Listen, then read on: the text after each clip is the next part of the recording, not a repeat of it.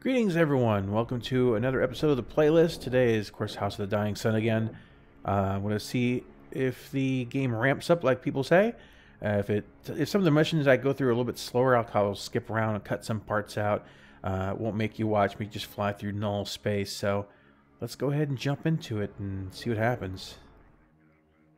All right, so it looks like we have this defense mission. It's going to give us a fleet size increase. So we'll give this a whirl. It's a defense mission, not my favorite thing, but hey, has to be done. I don't know. I'm not really feeling the joystick controls in this either.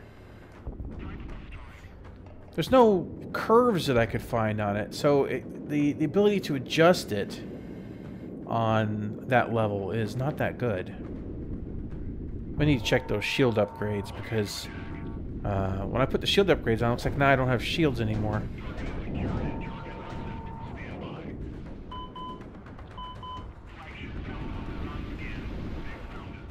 Alright, bonus objectives. All targets survived. So I guess I need to extract. If that's at all possible. There we go. I need to upgrade or modify these fighters a bit.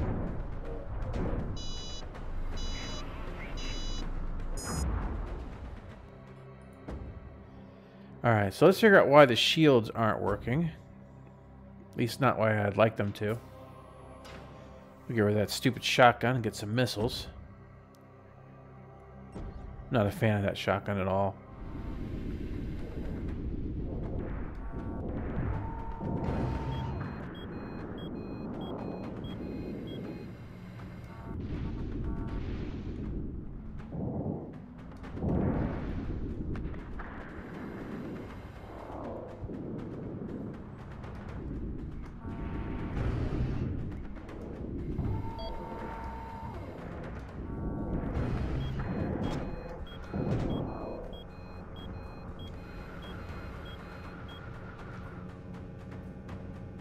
See how those track. Those aren't too bad.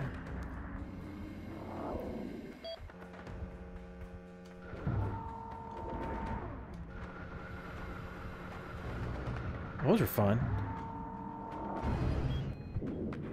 Oh, we got a bonus over here.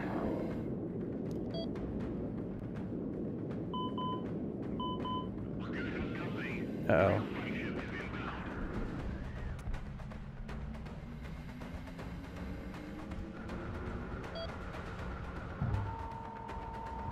Die.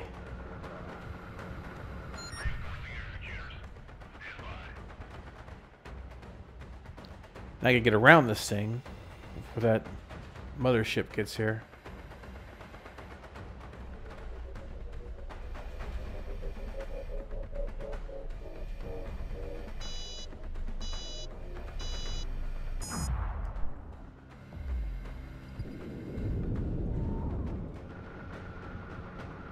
These missiles are fun. Don't know how many I have, though. Might be infinite amount. If that's the case, they're my new favorite weapon. Wouldn't be balanced very well for a multiplayer game, but definitely good here.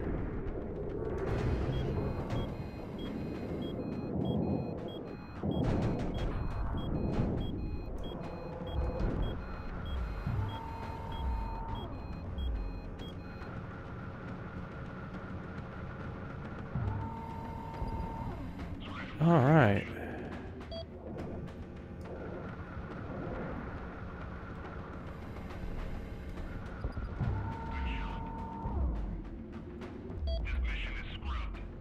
Ah. Might need more ships on these, so I might have to go ahead and go back to some of the earlier ones that said it needed more ships and try them at harder levels. Alright, let's go help my wingmate out here.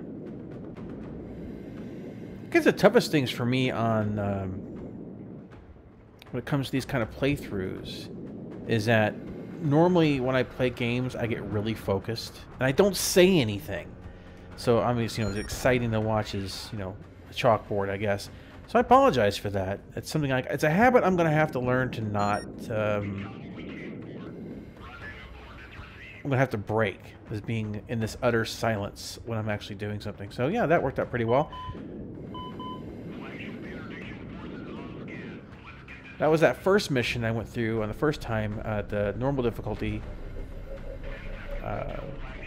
Just a little harder, but not bad. So I guess you want to go back and revisit. Like, I noticed the next mission I had in the line was like 4. And I go back over these and maybe get a little bit more out of them. So from what I'm feeling so far, honestly, playing with the TWCS, I'm not feeling that much of an advantage. In fact, the controls, the way that the controls are set up on the game, seem to really just, it doesn't feel as intuitive as I would hope. It feels actually bulky and weighed down. So the game really does kind of appear to be made for a gamepad. I mean, it's just. Yeah, I'm definitely going to be going back to the gamepad just because of the fact that I'm not getting any real advantage out of it. In fact, I feel some ways it's sloppier with this. That's very interesting. It's not often I play a flying game that punishes you for using the flying. Well, except for the Star Citizen, of course. Yeah, it's very odd. It's very odd at work to have the dominating control being a gamepad. I do like the exact throttle control. I do have to admit that. I like being able to throttle down and fly at my chosen speed. That's definitely an advantage.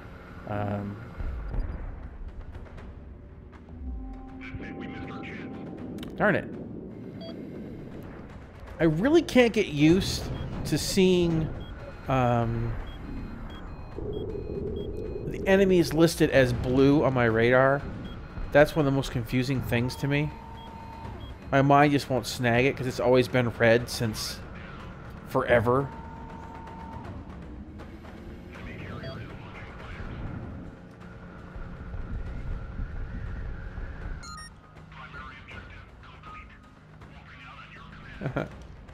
Guess I bumped into it. That's odd when you just like, oh, you just die. There's no no big demonstration about it. Uh-oh, that's not good. Ah! See, even when I have the stick and everything plugged in, it still wants me to. It gives me gamepad controls. I don't know. I'm being too harsh in the throttle control. Maybe I'll give it a little bit more of a whirl. See what happens.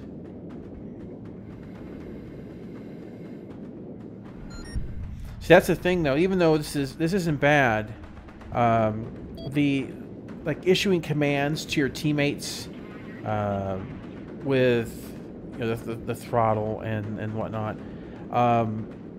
It's very, very difficult. So yeah.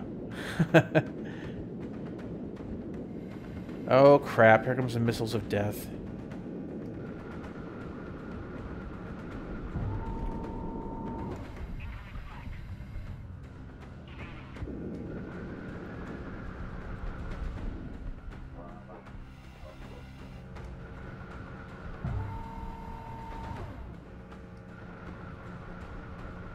Come on. There we go.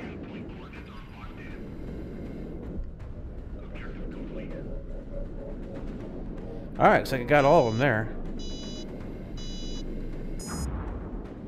Perfect. Alright, so I'm going to try this back with the gamepad. Oof. Yeah, my window's cracked. I'd say it's a hull breach.